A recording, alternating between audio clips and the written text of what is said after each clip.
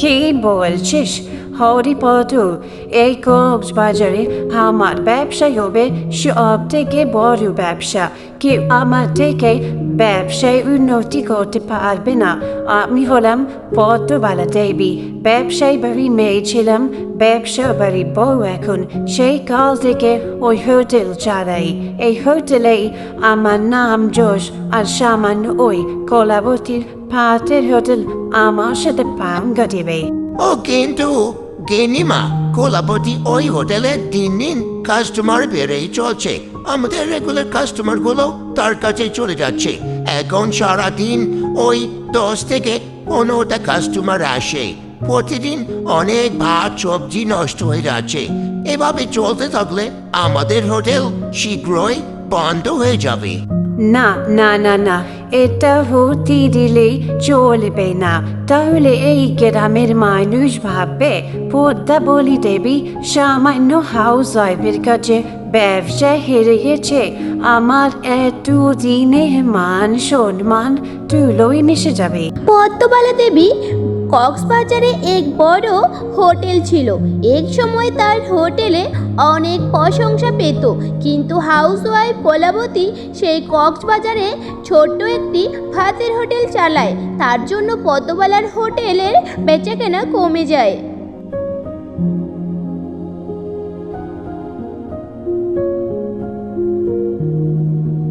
মা, এই নিন আপনার চা। চা খেয়ে মাথাটা ঠান্ডা করুন। সকাল সকাল এত মাথাটা গরম করবেন না, এমনিতে আপনার প্রেশার হাই। হরিপদ কাকা, আপনারও চা এখানে আছে, চা খেয়ে নিন আগে।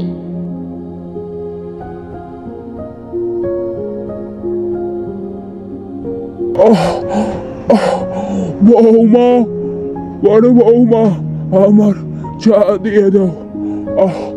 এই বুড়ো বয়সে বেশি দূর হাঁটতে পারি না।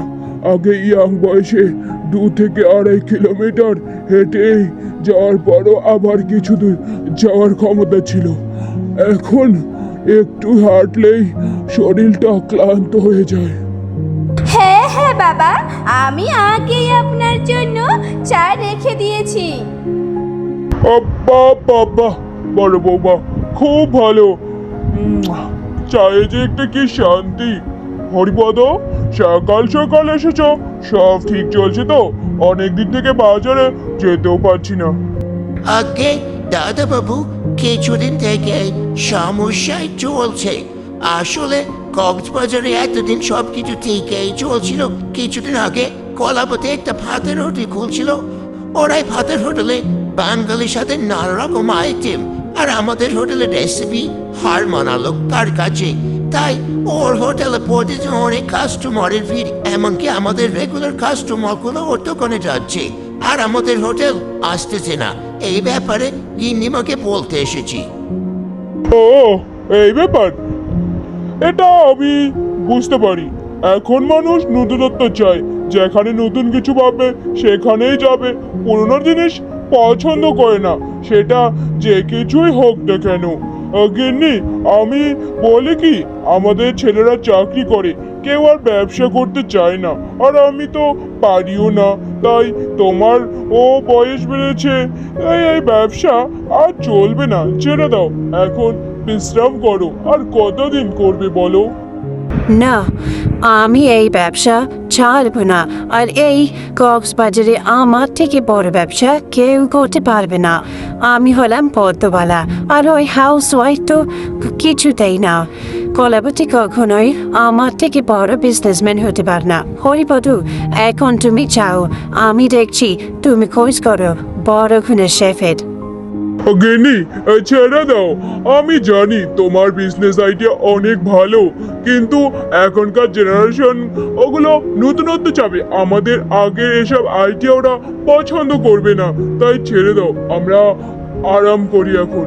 পদ্মবেলা ছোটবেলা থেকেই বিজনেস বিষয়ে অনেক বেশি বুঝে, তাই তিনি কখনোই মানতে পারছে না সামান্য একটা হাউসওয়াইফ তাকে বিজনেসে হার মানাবে। তাই তিনি নিজেই কাজে লেগে পড়ে।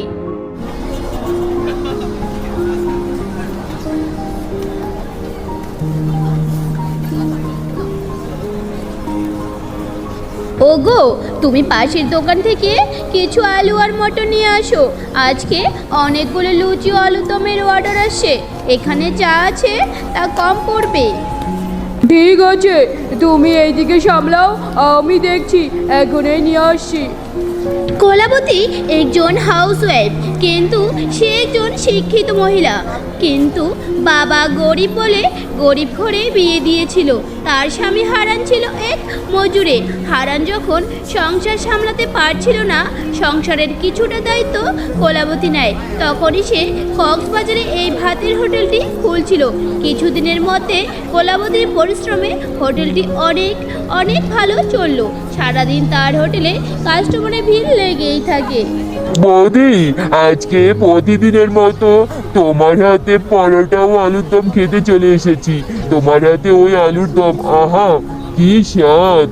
যতবার খাই ততবার মন চায়। তাড়াতাড়ি রেডি করো তো। আচ্ছা ঠাকুরপো, বসো, এখনই দিচ্ছি।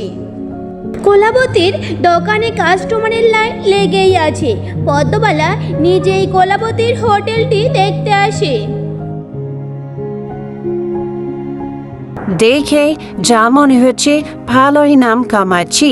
এই গ্রামের মানুষ তার হোটেল খাবার পছন্দ করছে, কিন্তু এভাবে চলতে থাকলে সত্যি আমার ব্যবসা ডাউন হয়ে যাবে। পদ্মবালা দূর থেকে কলাবতীর হোটেলের সামনে দাঁড়িয়ে থাকে, দেখে একটাও কাস্টমার তার দোকানে আসে না। সারাদিন অক্লান্ত পরিশ্রম করার পর অফিস থেকে ফেরার সময় এই কলাবতী বাঙালিয়ানা হোটেলে খাবার খেলে মনটা ভালো হয়ে যায়। এখানে বাড়ির স্বাদ পাওয়া যায়। আমার ওয়াইফ তো এই হোটেলে খাবার এতটাই পছন্দ করে, একদিন যদি নিয়ে যেতে ভুলে যায় তাহলে আমার সাথে কথা বলাই বন্ধ করে দেয়। গিন্নিমা, দেখলে নিজের চোখে সব কাস্টমার ওদের দোকানে যাচ্ছে। আমরা সারাদিন এখানে বসে বসে ওদের দোকানে কাস্টমার গুনি। দেখে যা বুঝলাম, এভাবে চললে কিছুদিনে তোমার রাস্তায় এসে দাঁড়াবি। তোমরা ভুলে যেও না, তোমার বউ বাচ্চারা তোমার এই কাজের উপরেই খাচ্ছে। একটা হাউস ওয়াইফ এই রান্নার কাজে তোমাদের মতো বড় বড় শেফকেও হার মানাচ্ছে। ভেবে দেখছো কখনো? আগে গিন্নিমা, আমি জানি।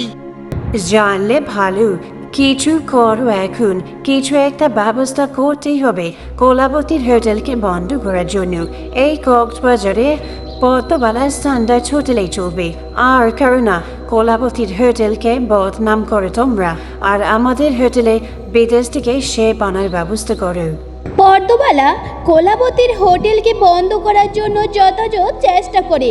হরিপদ টাকা দিয়ে কিছু লোক ভাড়া করে কলাবতীর হোটেলে পাঠায় তার হোটেলকে বদনাম করার জন্য। আশা করি সব বুঝে নিয়েছ। তোমরা শুধু কলাপতির খাবারে বদনাম করতে হবে।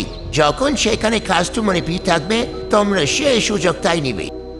কি দাদা বাবু, আমরা টাকার জন্য সব করতে পারি। আমরা সব বুঝে গেছি, আমরা সেটাই করব। হরিপদর ভাড়া করা লোক দুটো চুপি চুপি লক্ষ্য করে দোকানে ভিড় জমলেই তারা যাবে সেখানে। কিছুক্ষণে কলাবতীর হোটেলে ভিড়ও জমে যায়। চল ভাই, এখন অনেক ভিড় জমছে, এই সুযোগটাই নিতে হবে। লোক দুটো কলাবতীর হোটেলের সামনে টেবিলে বসে পড়ে। কলাবতী জিজ্ঞেস করতে আসে, আগে বলুন আপনাদের কি চাই? আমাদের জন্য দুটো পরোটা আর আলুর দম নিয়ে আসো। তোমাদের হোটেলের প্রশংসা শুনেই অনেক দূর থেকে ছুটে এসেছি।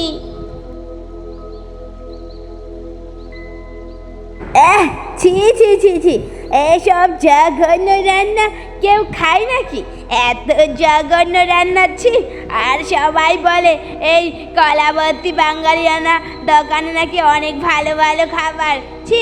আগে জানলে আমরা এত দূর থেকে এত জঘন্য খাবার খেতে আসতাম না। তোমাদের কি সমস্যা হয়েছে বলুন আমাকে, আমি চেঞ্জ করে দিচ্ছি খাবারটা। চুপ করেন আপনি আপনি কি চেঞ্জ করবেন এসব খাবার? আমরা শুনেছিলাম আপনার হাতের রান্না নাকি অনেক সুস্বাদু হয়, কিন্তু এত জঘন্য সব রান্না বান্না কে খায় বলুন তো? রহিম চল, বেকার বেকার আমাদের টাকাগুলো গেল।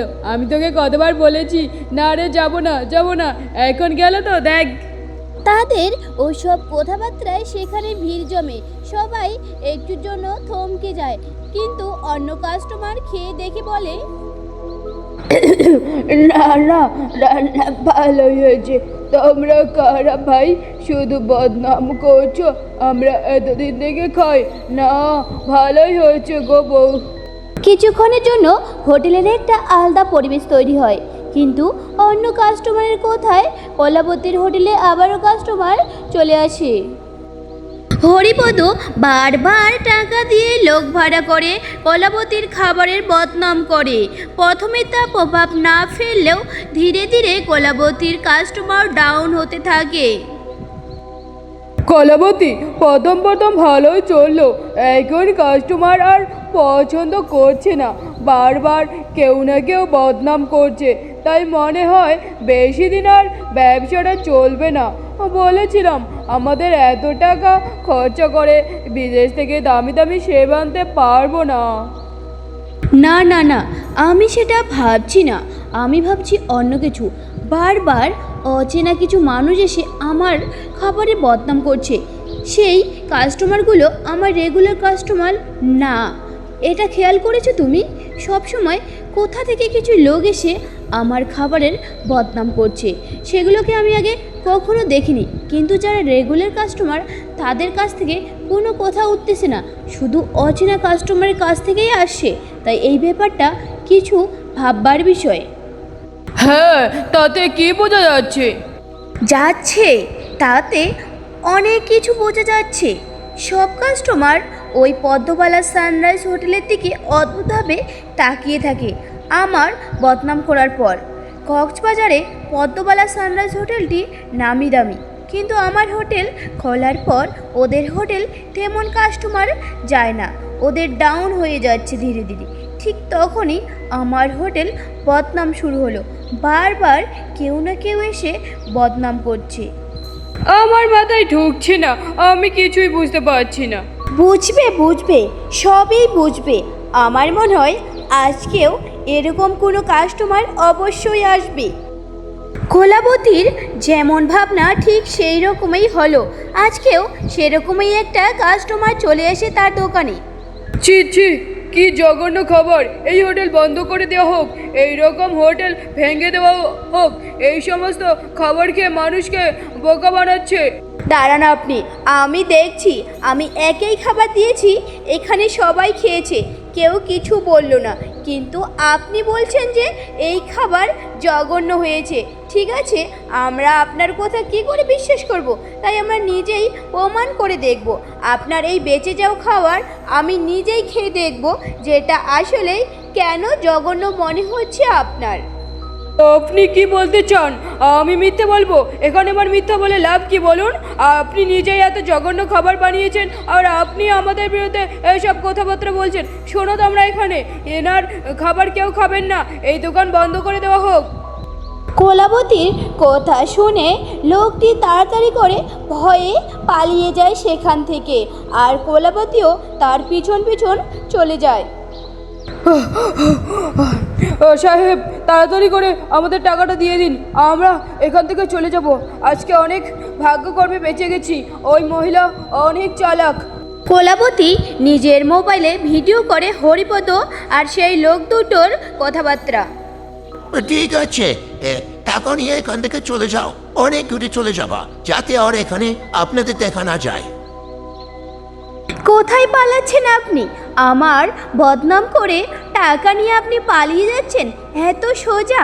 আর হরিপদ কাকা, আপনি একজন এত বয়স্ক মানুষ, আমি আপনাকে কাকা বলে শ্রদ্ধা করি, আর আপনি কি না আমার সাথে এটা করলেন? ছি কাকা, আপনাকে আমার ঘেন্না লাগছে।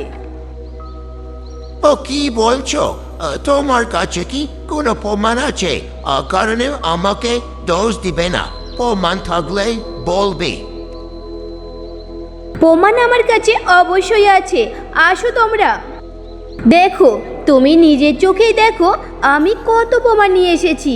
গ্রামের মানুষ সবাই এসেছে, এমনকি তুমি ভেবো না আমি শুধু তাদের মুখের কথা দিয়েই প্রমাণ দিব। আমার কাছে তোমাদের একটু আগের কথাবার্তা রেকর্ডিং আছে আমার মোবাইলে। আর আমি যদি এটা পুলিশে দেই তাহলে তুমি বুঝতেই পারছো তোমার কি হবে। ও কলাবতী, আমাকে ক্ষমা করিস, আমি এটা করতে চাই না, কিন্তু গিন্নিমা আমাকে এটা করতে বলেছে। আমার কাছে এত টাকা কোথায় যে মারিস পড়া করবো?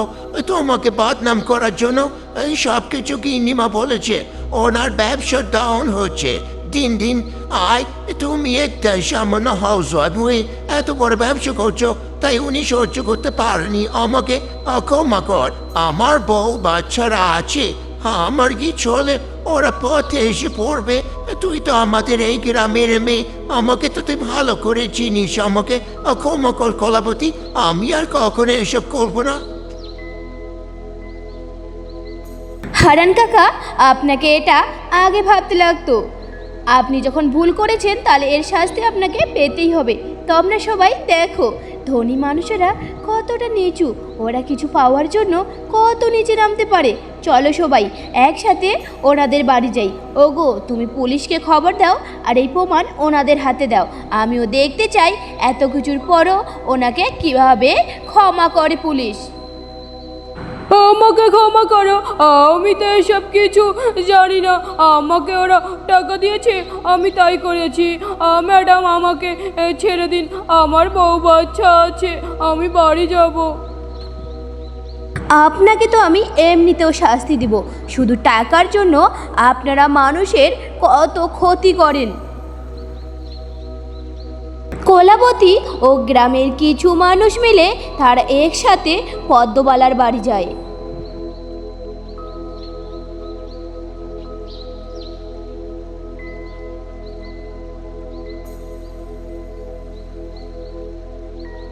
রামু, তাড়াতাড়ি আমার গাড়িটা বের করো। আমাকে এখনই কক্সবাজারের হোটেলে যেতে হবে। হোটেলে কিছু একটা হয়েছে।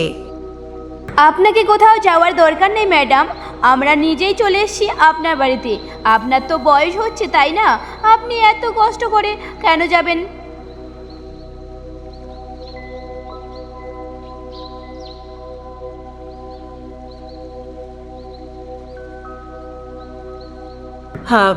আপনারা আমার বাড়িতে কি হয়েছে?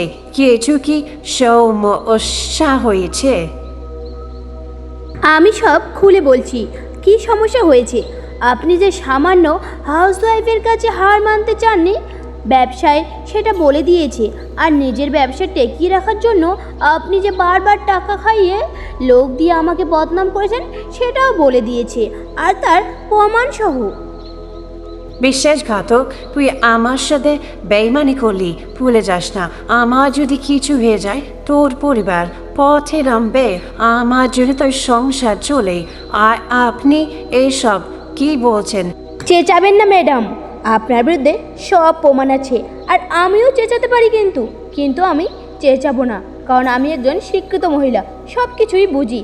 শুধু আপনাদের কিছু টাকার অহংকারে আর নিজেকে সবসময় উপরের সিঁড়িতে থাকার জন্য কোনো মানুষকে বদনাম করি না। আমার শিক্ষা আমাকে শিখিয়েছে, তাই বলি ম্যাডাম, একজন হাউসওয়াইফের কাছে হার মানতে না চাইলে একজন নিজে কর্মে পুলিশের সাথে যান আর নিজের ভুলের মাসুল দেন। What do you mean? কি বলতে চাও তুমি? এত বড় সাহস, আমাকে থানায় নিয়ে যাবে? হ্যাঁ ম্যাডাম, আপনার বিরুদ্ধে সব প্রমাণ আছে, আমরা পুলিশের হাতে দিয়ে দিয়েছি। পুলিশ আপনাকে এখন থানায় নিয়ে যাবে, আর আপনি থানায় গিয়ে এসব কিছু ভাববেন। গিন্নি, কতবার বলেছিলাম বাদ দাও এই ব্যবসা। এখন বয়স হয়েছে, এই বড় বয়সে এটা কি হলো? এখন নাকি তোমাকে থানায় যেতে হবে? আমি তো আগেই বলেছিলাম এসব ব্যবসা বাদ দাও। তুমি চুপ করো, আমাকে কেউ আর করাতে পারবে না। তোমাকে আমি দেখে নিব। আচ্ছা ম্যাডাম, আমি আপনার অপেক্ষা করব। আপনি অবশ্যই আমার সাথে প্রতিশোধ নেবেন। উপযুক্ত স্বাক্ষর ও প্রমাণ সহকারে পদ্মাবালা দেবীকে পুলিশ থানায় নিয়ে যায় আর কোলাবতীর হোটেলটি আবারও আগের মতো চলতে থাকে। এখন আরও দূর দূরান্ত থেকে লোক আসে। বৌদি, সত্যি তুমি একজন শিক্ষিত মহিলা, তোমার সাহস আছে অনেক, তাই এই গ্রামের সবচেয়ে ধনী ব্যক্তিদের শাস্তি দিয়েছো ওদের পাপের। না না ঠাকুরপো, এভাবে বলো না। আমি ওদের শাস্তি দেইনি। আমি ওদের শাস্তি দেওয়ার কে? ওরা নিজেই নিজের কাজের পাপের শাস্তি পেয়েছে। এটা তো ভগবানের ইচ্ছে।